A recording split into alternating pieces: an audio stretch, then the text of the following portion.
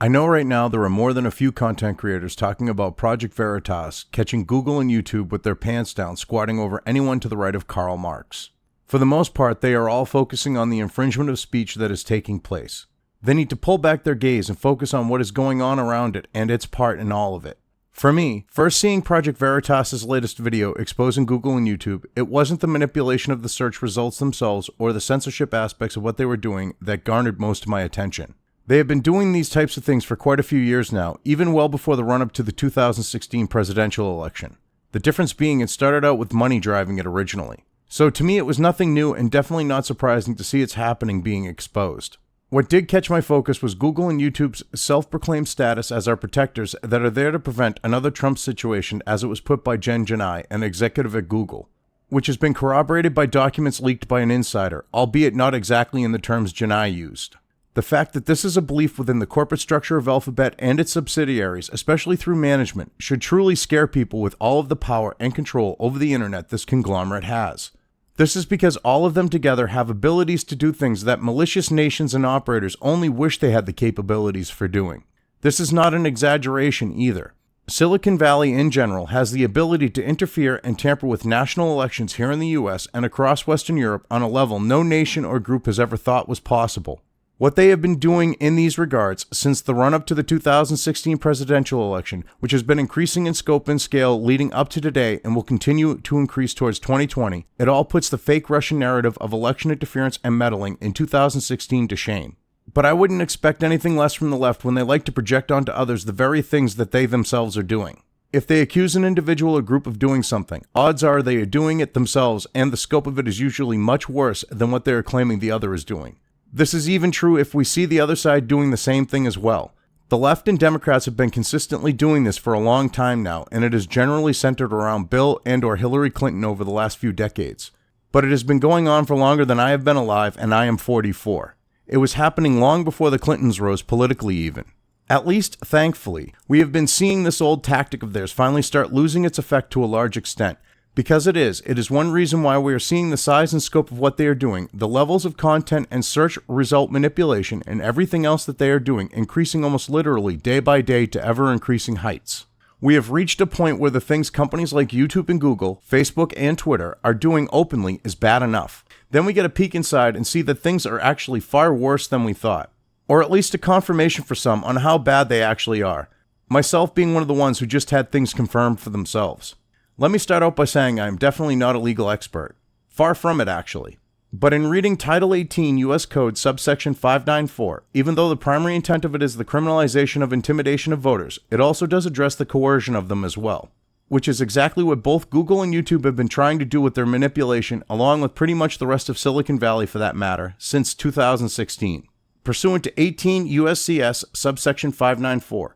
Whoever intimidates, threatens, coerces, or attempts to intimidate, threaten, or coerce any other person for the purpose of interfering with the right of such person to vote or vote as he may choose, or of causing such other person to vote for or not vote for any candidate for the office of President, Vice President, Presidential Elector, Member of the Senate, Member of the House of Representatives, Delegate from the District of Columbia, or Resident Commissioner at any election held solely in the part for the purpose of electing such candidate, shall be fined or imprisoned not more than 1 year or both. From the sound of things with reading that, at least to me, it appears that Alphabet, Google, and YouTube are in violation of Title 18 subsection 594 with what has come to light.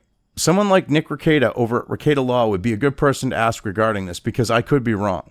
With the rigging of search results, deplatforming people, their shadow banning, the manipulation of algorithms to suppress content, and all of the other things, the intent is clear with what Google and YouTube have been doing. They are trying to coerce voters through their manipulation of them to vote a certain way or not vote at all. What Google and YouTube are doing is a clear and blatant attack on the electoral process of the United States of America designed to undermine it. They are trying to use their immense power and influence to put a stop to free, open, and fair elections for all in this country. These are serious things too, which could be why voter coercion is against the law. Just a thought. Janai is the poster child for why they are doing this.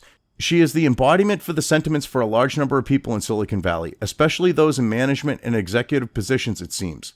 The very people who are supposed to be reasonable adults and put a stop to things like this, which ironically she is supposed to be one of them herself. Janai actually sums up best why the leftists in Silicon Valley are doing what they are doing too. We all all got screwed over in 2016. Again, it wasn't just us, it was like people got screwed over, the news media got screwed over, like everybody got screwed over, so now we're rapidly being like, what happened there? How do we prevent it from happening again? But the reason we launched our AI principles because people were not putting that line in the sand, and they were not saying what is fair and what's equitable, so we're like, well, we are a big company, we're going to say it. Where my definition of fairness and bias specifically talks about historically marginalised communities, and that's who I care about. Communities who are in power and have traditionally been in power are not who I'm solving fairness for. Our definition of fairness is one of those things that we thought would be like obvious and everybody would agree to, and it wasn't. Like there are the same people who voted for the current president do not agree with our definition of fairness. The White House won't play a role in making things more fair, so people are holding us accountable to fill in the gap of what could be fair. The left feels like they got screwed over with the election of Donald Trump. So does the legacy media. Well, no shit. They were used to getting what they wanted for 8 years, and when Hillary Clinton ran this last time for president, they all thought that was going to continue. They got told no. Instead of acting like adults, they decided pulling gay ops and manipulating people was the way to go. What I find funny about this whole sentiment of theirs is the assumption that the rest of the country thinks like they do, or are lacking in the necessary intelligence to make the right decisions, hence they're saying the people got screwed over. This is when pretty much half the country voted for Donald Trump and did so making an informed one. Meaning everyone didn't get screwed over. For that to have happened, it would mean that no one voted for Trump and somehow he still managed to become president. Which she's made clear is something they do not want to see a repeat of in the Project Veritas video. That, along with people not accepting their lives being dictated by cultural Marxist, identity politics-based social justice, is the whole reason why Google created their AI principles bullshit.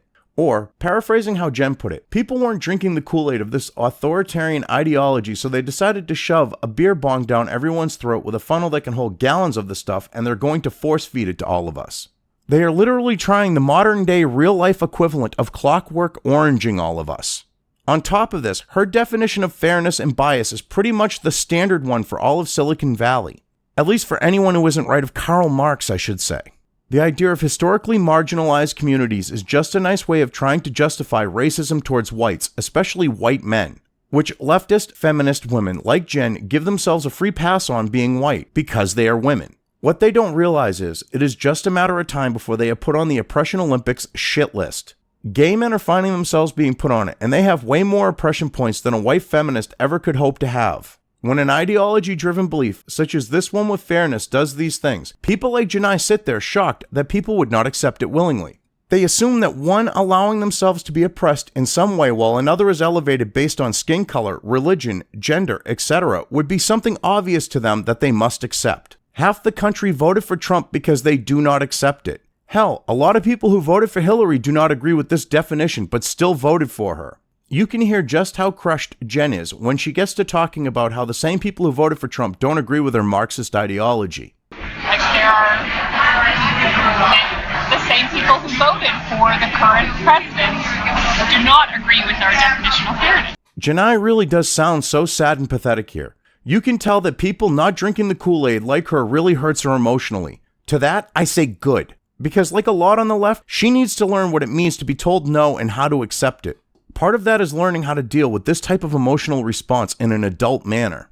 The last part of the clip with Jen talking about the White House and Congress not playing a role in making things more fair is very telling indeed. People like Janai in Silicon Valley do not understand or care that their beliefs are in contradiction to the Constitution of the United States, and this is what has prevented Congress and the White House to do the things that they want. This does not mean it wasn't tried under the Obama administration. Because it was, and he stretched things well past the limits of the Constitution with a lot of what he did.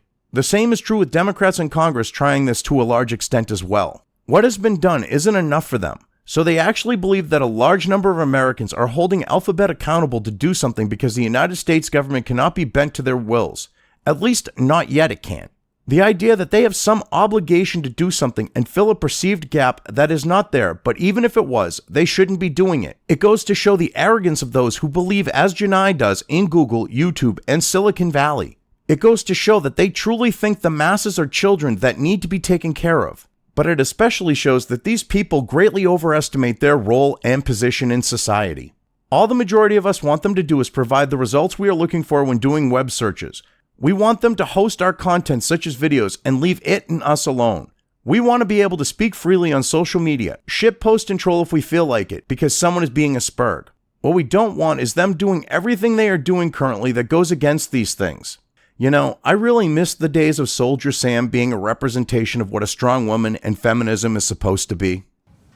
And just because my reproductive organs are on the inside instead of the outside, doesn't mean I can't handle whatever you can handle.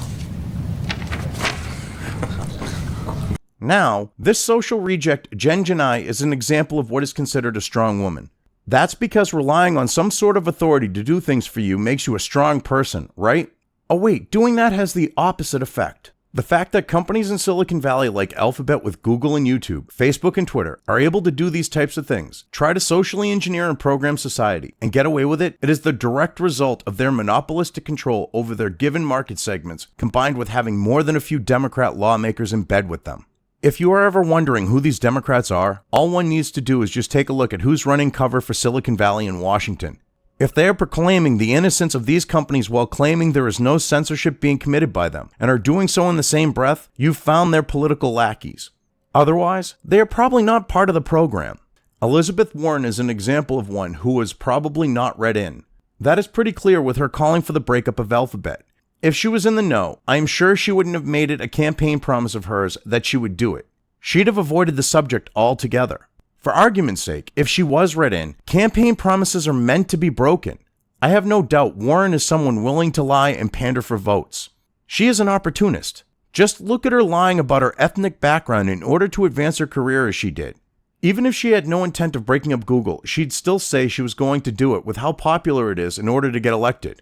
Regardless, in the end, the Democrats as a whole are not about to screw over Silicon Valley when their interests and what they are working for benefits them, which it does.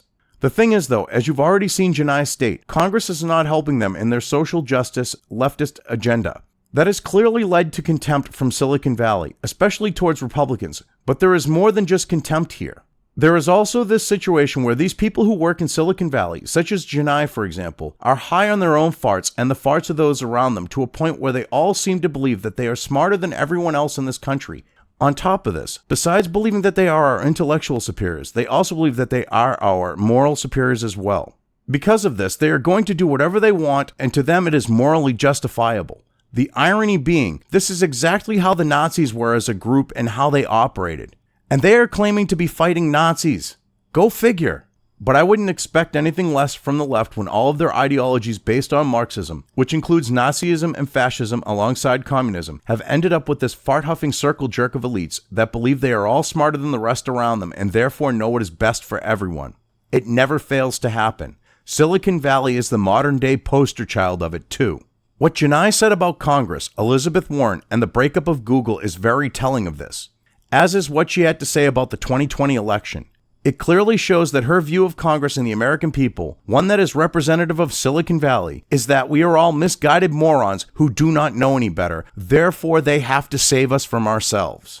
We got called in front of Congress multiple times and we've not shown up because we were like, we just know they're going to just attack us. Like, we're not going to change our response, we're not going to change our mind. There's no point in just sitting there being attacked for something that we know we're not going to change. Like, they can pressure us, but we're not changing. But we also have to be aware of what they're doing and what they're accusing us of. Like I said, like, they could just, like Elizabeth Warren, even I love her, but she's also saying, like, you just have to break up Google and that will solve everything. You have to what? Elizabeth Warren is saying that we should break up Google. And like, I love her, but she's very misguided. Like, that will not make it better. It'll make it worse because now all these smaller companies who don't have the same resources that we do will be charged with preventing the next Trump situation. It's like a small company cannot do. And it's like 2020 is certainly on top of now my old organisation, Trust and Safety, is top of mind. They've been working on it since 2016 to make sure we're ready for 2020. So training our algorithms, like if 2016 happened again, would the outcome be different? Janai made it clear here. Google is not about to stop what it is doing. Those who are running Alphabet, it, and YouTube, they share the same mentality and beliefs as her in regards to what they are doing. It is the only way what we have seen exposed could ever have happened. They had to sign off on it. There is no way with the scale of things that they could be in the dark to these actions being taken within the companies they are supposed to be running. If they were, then they clearly shouldn't be running them because they are incompetent, which they clearly aren't to get where they are. There are content creators, though, who want to talk out of their asses in regards to those running Google and their knowledge of what is going on. Sticks, Hex, and Hammer 666 is one of them. He is the last person who should be talking about this too, where he has absolutely no clue about what he's talking about. What this shows to me is concerning, because it shows a culture among the employees that is biased. Now, you got to realize, these aren't like Sundar Pichai, these aren't high-level executives, but these are the sort of people that get drawn on to fill those higher-level roles. What about day-to-day enforcement, which one of them apparently was from Trust and Safety? Okay, so you've got a culture of political bias, deep-seated political bias. And let's say there's like a wrongful ban or something. Don't you think it'll take longer to restore the account of someone that these people generally, organically, are not going to like for political reasons? Oh, it's Stefan Molyneux. Well, he can wait a couple days. We'll put it in the back of the line. Do you not think things like that can happen? Who's going to guard, the fox is guarding the hen house on that one? Because their managers are probably politically biased as well. The corporation itself doesn't have to be. For those of us who are actual creators, the threshold of bias affecting us is so much lower. Sundar Pichai could be told he could be a libertarian and it wouldn't even matter. The lower level individuals, the Silicon Valley elite people that are actually populating Google and making these decisions on the day-to-day, very pragmatic, rudimentary level are presumed to be more biased. Well, there you go. There's your problem for somebody like me. It's not even about the decisions that get handed down from the top. It's about the decisions that come from the bottom. That's basically what it is on that level. Just taking one look at Sticks, it is clear he has never worked a day in his life in the corporate world. Yet, here he is talking about how a corporation operates with no actual frame of reference to base his talking out of his ass on here. The reason why he is doing this is because, just like other content creators out here and a large number of people in power in Silicon Valley, he is high on his own farts. I have worked in the corporate world, unlike Sticks. In my doing so, I have been in different industries as part of this. I can tell you right now that there is no way whatsoever what has been exposed happening at Google could have been taking place without the management and executive structure of the company signing off on it. That is a fact. The size and scope of it all would have made it impossible to hide it from anyone within the executive structure of Google. Just look at how easy the skeptics' gay ops always manages to get exposed. Well, we all got a glimpse with Google. You take what the skeptics have been caught doing and multiply it to the power of 10,000, and it still wouldn't compare in scope. On top of this, they were openly exchanging their plans within the company both physically and electronically. Crowden T and his YouTube academics with their gay ops were more security conscious with their exchange on their Discord servers than these people at Google. That being said, if the executives didn't know what was going on, then they probably shouldn't be executives at Google, never mind anywhere else. But that is a moot point where they had to have signed off on what was exposed. They had good reason to do so too. A large number of Alphabet's and Google's executives and management were more than neck deep involved in the Clinton campaign. They all had a vested interest in her winning, and she lost. One of the biggest ones being Eric Schmidt, who sunk millions on top of millions into her failed bid for president. Kool-Aid drinking aside, which I don't think was a major factor for the majority of them involved in her campaign, the political favors Hillary Clinton would have owed to these people would have been worth far more than just money. So much so, there is no way to put an actual value on what they are worth. Then there is the internal video from Google that was leaked to Breitbart in September of last year. It is from shortly after the 2016 presidential election. This video is a recording of one of the company's TGIF employee meetings. Not only does it show the aftermath of Trump winning within the company, it also shows that Alphabet's executives had put plans into motion that have led to a lot of the things we have seen happening in regards to both Google and YouTube, with the things like suppressing and censoring content using algorithms and AI based on their ideological beliefs. I believe this clip from the meeting speaks for itself. So do the executives in telling Google's employees what they had in the works when it comes to YouTube, fake news, and the commoners going against the establishment elites and their beloved cultural Marxist-soaked globalism. Okay, are we amplifying people's existing beliefs through our personalization algorithms? There is a lot of talk underway, and it's a particular question being asked outside of social media as well, and so obviously YouTube is a big part of it. I think I would like to see a bit more scientific and data-based and empirical work around this to understand what's happening, and I'm not fully sure I fully understand what's happening there at a deeper level. But I think it's something we should think a lot about our products. As I said, we core to our goal is getting information. A bigger question I'm also worried is, I think we are getting information and improving knowledge, but I don't think it's reaching certain people at all. So there seems to be a selection bias. People who are able to acquire the knowledge, I think they have more and more better tools and better ways to do it. But I think there are people who are completely being left out too. So these are all good questions to ask and work through as we head into next year. Audience question, yes. So Google's mission is to organize the world's information and make it useful. But during this election cycle, we've seen a lot of misinformation, disinformation. We've seen a lot of fake news coming from fake news websites being shared by millions of low information voters on social media. And ultimately, there's been many, many people who've been voting, who've been acting based on completely made up information. So can Google do anything to try to filter this out, to try to do something against very organized, very intense campaigns of disinformation targeted at low information people? Look, I think our investments in machine learning and AI is a big opportunity here.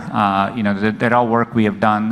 The Jigsaw team did around what they call conversation AI, around to look at bullying and commenting. And so a lot of this is a problem of scale and not being able to keep up. So like human systems fail in many of these things. So I think, but investing more in machine learning and AI could be one way we actually make progress on some of this stuff. But I think we should do more. And probably worth noting, this also ties into cybersecurity, because we saw a lot of cyber trolling, by like nation states cyber trolling, and basically Russia. We've seen it over time. I guess, I don't know, it was never really taken all that seriously. But, all the comment boards and everything by these like faux trolls. So that's something else I think we ought to really focus on. Audience question, yes? One of the main messages I've gotten from all of you today is that this election and others like it around the world are a hiccup in history's arc towards progress. But what makes you so sure about that? I mean, is this a relatively new arc, or is this the same arc that has included 2 world wars?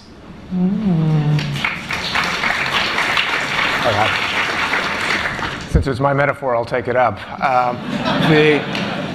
There are no guarantees, right? And there are, hiccup is a kind word. History is not a linear pattern. We do everything we can to keep it moving in a good direction. If you look over the broad reach of any 20, 50, 100-year period, there's less death, life expectancy goes up, people are doing better, more prosperous. The arc does go like this exponentially in terms of standards of living around the world. Yes, it's not completely smooth. It goes up and down. And I think history teaches us that there are periods of populism, of nationalism that rise up. And that's all the reason we need to be in the arena. That's why we have to work so hard to make sure it doesn't turn into a world war or something catastrophic, but instead is a blip, is a hiccup. But I would say echo Ken's last sentence, because the reason I commented on Hillary's statement that we have to continue to believe that we can fight for that which we value, and it's all of our obligation. We can't give up, we can't be complacent, we have to know what our values are, and we have to fight for them and protect them, and that's what we're committed to doing. Because I think if you just let arcs drift, who the hell knows which way they drift, excuse my language, but whatever. So I think it's incumbent on all of us, people who don't stand up and fight for those, as Sundar said so beautifully in his opening comments, then bad stuff happens. So we have to fight for it, or it can end up going the wrong direction. That's what we're committed to do. I find it a little convenient that these 3 questions just so happen to come up one after the other in a row like that. They may have, but it just seems a little too staged for me. It looks from all appearances the questions were handpicked ahead of time. YouTube was definitely a contributing factor to President Trump winning in 2016. This was in large part due to the site's algorithms legitimately recommending videos that were related and relevant regardless of the outlet. How it did this was solely based on their content, the number of views, and the interaction on it. From my perspective, that sounds like they were doing exactly what they were supposed to be doing, recommending related and relevant content. If you have the algorithm doing this, though, and you are a Silicon Valley far lefty or leftist, you can't exactly program the other side and get them to drink the Kool-Aid like you have, especially with all the fake news out there countering you. Which, of course, saying that, I am kidding in regards to all the fake news on YouTube. Fake news is just the label the legacy media tried to give the alternative media to discredit it, but had backfired on them. Silicon Valley latched onto it leading up to the 2016 presidential election, and especially after, to do the same, and as an excuse to go after those who are in it as well. Google and YouTube have been two of the biggest players doing this too. Many content creators noticed the changes to YouTube's algorithms shortly after they were enacted. With each new change since, they have noticed it as well. It has been no different with Google and search regarding changes to its algorithms too. Content creators and others have noticed the same happening there. The intent of this has been to censor content they do not like and fear from the beginning. It has nothing to do with supposedly keeping misinformation and fake news from low information voters, which is not their position in life to be doing in the first place. The boogeyman of fake news and Russian bots/trolls, along with the term low information voters, were chosen by the left leading up to the 2016 election as a way to attack Trump supporters and the alternative media, which it is clear the alternative media and Trump supporters scare a large number of people at Google, including the executives. The ones who are supposed to be acting like mature adults, mind you. Yet here they are talking about suppressing those views and the people they do not agree with through the use of AI and algorithms while using name-calling to try to demonize both. One might think that almost everyone at Alphabet, Google, and YouTube are suffering from stunted emotional maturity when all of this is being openly discussed by them like it is a good thing to be doing. You heard Sundar Pichai himself state that Google should be doing more using AI and algorithms to combat fake news. Yet I haven't seen any actual fake news get targeted by Google or YouTube. I have seen pretty much all of the alternative media under attack by them though, along with the rest of Silicon Valley. Look at how Sergey Brin brought Russian trolls into the conversation, being in denial that people think for themselves and disagree with them. One thing they don't want talked about here is that the biggest contributor to the bot problem in 2016 was the left, not the Russians. Democrat operatives and organizations ran large networks of bots hoping to influence the election with them. You don't hear any of these executives talking about combating their abuse and perpetuation of fake news on their platforms, though. That type of election interference, because it was by Democrats to benefit Democrats, in particular Hillary, they were fine with it clearly. If not, they would have brought it up here as a problem they need to address, which as you've seen, they didn't. Then there is the last thing they addressed from the clip, the US election and others across the world being a blip or a hiccup. For Kent Walker to say hiccup was a nice way of putting what happened with the election. It goes to show that he definitely is not a fan of Trump or one of the American people telling him and the rest of the emotionally stunted children at Google, no. Which is why he spouted the nonsense he did about nationalism and populism, which he combined with implications of Hitler and the Nazis being the end result of both. What Kent conveniently left out was that Hitler wasn't a nationalist. He was a globalist. When you want the whole world to be one giant superstate that you control, you are going well past the realm of nationalism. Hitler was a socialist on top of this, as in Marxism. Nazism is an offshoot of it, one that believed Marx was wrong about how to bring it about. The bottom line for both, though, their end goal is globalism. So it sounds to me like we should be far more worried about them and their Marxist-driven globalism than we should be of populism, nationalism, and Trump. After all, their brand of globalism has led to the murder of billions globally. This is while nationalism has led to nations trying to stay out of wars for the most part, especially on a global scale. That is one thing Kent here seems to forget. It was nationalism that drove American sentiment to stay out of both world wars. Americans wanted to worry about their own country and their fellow Americans. Why? Because we had enough problems at home to worry about, and neither world war was having an effect on us at the time. When you look at nationalism from the historically accurate perspective, it doesn't look like it's a bad thing to me. It is clear that Kent doesn't realize we have a lot of the same problems to deal with in this country today that we had to deal with 100 years ago, only much worse now. Not only that, we have a whole new slew of problems on top of them to deal with too. Americans are dealing with the results of getting the short end of the stick so that the rest of the world can benefit. They are tired of it too, which is exactly what has led to the current rise of nationalism and putting the United States first. Rightfully so too. Americans choosing nationalism and looking out for themselves for a change goes against everything that the left wants these days. Just look at Google from the lowly code grunts through the executive structure for proof of this. Styx wants to claim that the executives and management at Google, such as Sundar Pichai, don't know what's going on when it comes to Google acting shady. Yet this video clearly shows that they are more than willing participants. Hell, it shows they are the masterminds behind it all. My using Styx here as I have was to make a point. Part of it was to show that people should not take what a content creator says, myself included, at face value without checking into it themselves from multiple sources. It was also done to show that what is going on with Alphabet, Google, and YouTube is a top-down problem that is metastasized within them like a cancer. A very aggressive cancer at that. Those people from the Breitbart video wield more power, influence, and control over the public discourse than any one person or group should be able to. They have more power over it than any government could ever hope or dream to have. Yet, like everyone else in Silicon Valley, along with the Democrats and the legacy media, they want us to believe that the Russians were the actual threat in 2016, as they were also in 2018, and are still one heading into 2020. I contend to you that Russia could be a threat to our elections. Every nation is. Even our supposed allies are. But Silicon Valley is a far bigger threat to our electoral process than all of the nations wishing to undermine it combined. Silicon Valley controls the largest public square we have ever known thanks to the internet. No nation has actual domain or control over it. They cannot control what is said within it. Companies like Alphabet with Google and YouTube, Facebook and Twitter, on the other hand, they have control over it all. They get to decide what is acceptable for people to say or consume on the internet, and through doing so are attempting to manipulate not only our elections but also our society on a level that is increasing with each passing day. The Soviets would have killed for what the elites in Silicon Valley have with their control over the internet and what is acceptable speech on it. They would have also killed to have all of the data they are collecting on everyone using their services because of how it can be used to influence a person or as a weapon against them. Google and YouTube are trying to use these things to their advantage no differently than the Soviet Union would if the internet was around when it was. China is trying to do it today. It is never a good thing when a company is acting how a repressive authoritarian regime would if in their position. They are controlling what the results of our searches are. They are controlling the flow of information across platforms. They are trying to manipulate all of us and our lives against our best interests. They are trying to tell us how we should live them. They are trying to brainwash us to think like they do. The type of meddling they are doing is far more insidious and encompassing than anything they have cooked up and accused the Russians of. I think this sums up best what they are trying to do to us, their reasoning behind it, and why it will fail. So with so many social and medical advancements we can bring to the independents, why would they fight so hard against us? We meddle. River? People don't like to be meddled with. We tell them what to do, what to think.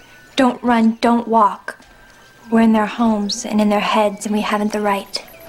We're meddlesome. River. We're not telling people what to think. We're just trying to show them how. If you liked this video, depending on where you are watching it, please give it an upvote or thumbs up. If you want to know when new content of mine hits the internet, don't forget to subscribe to one or more of my social media or video accounts listed here. Also, with YouTube, don't forget to ring that bell. You can find all of my video content on both BitChute and YouTube. This may not be the case with other places I upload to, but I will try to minimize this happening. You are always welcome to interact with me at any of these sites on the list, so feel free to do so. If you have anything you want me to cover in a video, when it comes to news or current events, send it right along to me. I will try to do my best to cover it. As always, thank you for watching.